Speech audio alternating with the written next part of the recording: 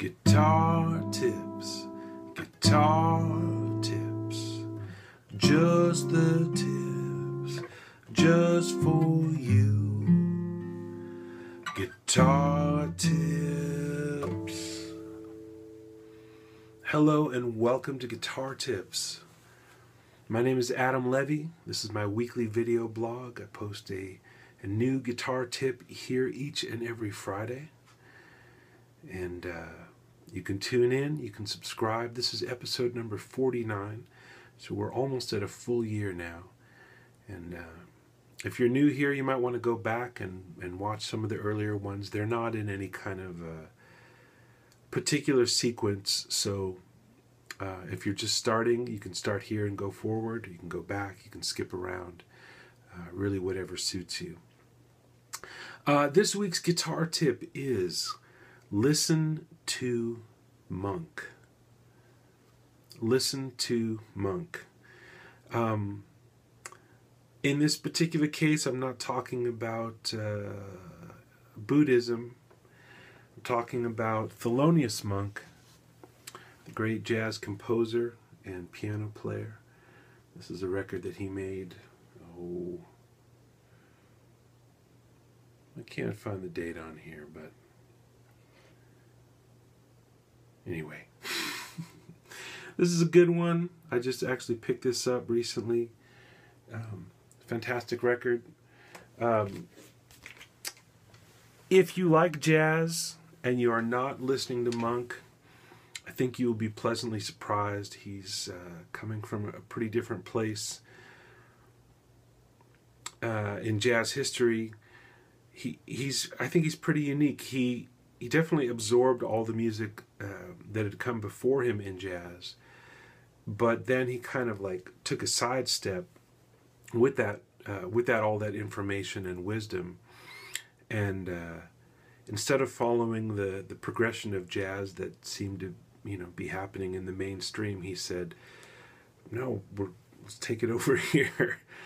So he wrote a whole bunch of original music, very fresh music, and found a way to really embrace the history of jazz and all the heritage and beauty that had been there before, but not to be sentimental about it and get stuck in it, but just do something fresh with it. And I think that's possible at any time. He did that in the late 40s and 50s and 60s, but you could do that at any time. Look at what's happening around you. Look at what's happened in the past, and say, okay, everybody seems to be going over here. What if we go over here? Anyway, that's one of the things that I like about Thelonious Monk. Besides listening to Monk's music, of which there is much to listen to and enjoy, he also had some wisdom to share. There was a saxophone player in his band for a little while named Steve Lacy, who at some point started writing down the advice and little nuggets of wisdom that Monk would share, I guess, at rehearsals or whenever, and keeping them in a little notebook. So this is something I found on the internet. This is in Steve Lacy's handwriting from 1960, writing down some of the things that Monk said. So for today's guitar tip, I'm going to take a break from telling you all, about the guitar and share some things that Thelonious Monk said about music, about life, about his band, about the business. And I hope that as I presume you're a guitar player, since this channel is called Guitar Tips. I would guess that most of you watching are guitar players.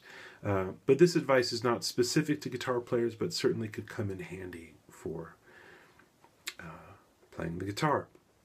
So I'm going to just kind of breeze through them with minimal commentary. There's quite a bunch of them. Okay. Thelonious Monk's, Monk's advice, 1960. Just because you're not a drummer, underlined, just because you're not a drummer doesn't mean that you can't keep time, underlined. So, right? Just because you're not a drummer doesn't mean you don't have to keep time. You do have to keep time. Pat your foot and sing the melody in your head when you play Stop playing all those weird notes. Play the melody. Underlined exclamation point. And the way this is written, it also says stop playing all that, you know, I don't want to swear here, but all that BS. Stop playing all that BS. Stop playing all those weird notes. Play the melody. Underlined. And actually, we've already talked about that in a previous guitar tip. Make the drummer sound good. I think a lot of people presume that it's the drummer's job to make them sound good. I think it's great that Monk is saying here that you can make the drummer sound good. Underline. Discrimination is important. I don't think he's talking about race here so much as just musical discrimination, artistic discrimination, what's outside, what's inside. This one I like. You've got to dig it to dig it. You dig? You've got to dig it to dig it. You dig? All reet. And that's spelled A-L-L-R-E-E-T exclamation point. All reet. Always know, dot, dot, dot, K-N-O-W. I don't know, but I think what Monk means is always know, always be certain of what you're doing. Never be wishy-washy about what you say or what you play. Always know.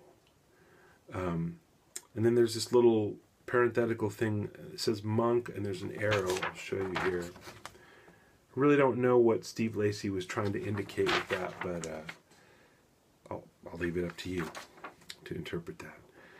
It must always be night, otherwise they wouldn't need the lights. I have no idea what that is. Maybe you can tell me what you think it is. Let's lift the bandstand. Underline lift the bandstand, 2 exclamation points. Yeah, play music that actually lifts lifts the bandstand. I love that. I want to avoid the hecklers. Yeah. Don't play the piano part, underline. I'm playing that. Don't listen to me. I'm supposed to be accompanying you, underline exclamation point. That's great. I think when people first start to improvise and work on their ears and being actually reactive to what other people are playing, you know, in the beginning when you start to improvise, it's easy to be kind of just stuck in your own bubble, and then the next sort of level of development is you can listen to and react to what other people are doing. But in the beginning, what I've found is a lot of times people just react by mimicking what the other person is playing or mirroring it. And I think what Monk is saying here is, you know, don't do that. Play what you're playing, I'll play what I'm playing, and then together that's going to be something special. But don't play what I'm playing. I'm supposed to be accompanying you. I really like that. The inside of the tune, and then in parentheses it says the bridge, is the part that makes the outside sound good. So that's more about composition than about improvisation, but yeah, I really like it. The bridge is a chance compositionally to kind of recontextualize the other part of the tune. And you certainly could take that into your improvisation as well. You could play a little bit and then play a different bit that makes the other bit sound different through recontextualizing it. Yeah, don't think too hard here. Don't play everything, underlined, or every time, in parentheses. Let some things go by. Some music just imagined. What you don't play can be more important than what you do play. And what you don't play can be, that's underlined, more important than what you do play. Always leave them wanting more. I think that's, if you listen to Monk, even though it can be dense at times, there's always plenty of space, lots and lots of space, where he just takes his hands off the piano. And so he didn't, he really did walk his talk on that one, I would say. A note can be as small as a pin or as big as the world. It depends on your imagination. Stay in shape. Sometimes a musician waits for a gig, and when it comes, he's out of shape and can't make it. So I don't think he means, you know, doing sit-ups and push-ups. I think, you know, stay in shape on your instrument so that if you're between gigs for a while, when you do get the phone call, you're really ready to play. So, okay. Don't sound anybody for a gig. Just be on the scene. Meaning, don't tell people you're looking for work. Just hang out with musicians and be on the scene and let things happen in a natural way. Those pieces were written so as to have something to play to get cats interested enough to come to rehearsal. So it's funny to think, he's writing music just with the idea of just having something to play, anything to get people to come and rehearse. He wasn't necessarily trying to reinvent jazz. He just wanted to have some new music to play, that's as good a reason as any to pick up the pen and write some music. You've got it. If you don't want to play, tell a joke, or dance, but in any case, you got it. And this is apparently something he said to a drummer who didn't want to play a drum solo. He's just saying, you don't want to play a drum solo? Great. Dance, tell a joke, but you got it. Whatever you think can't be done, somebody will come along to do it. Somebody will come along and do it. Okay. A genius is the one most like himself or herself. That is really good. A genius is the one most like himself. And the last thing it says is, they tried to get me to hate white people, but someone would always come along and spoil it. And that's really great. I really don't know what more I can say except listen to Monk. You can listen to his words. You can listen to his music.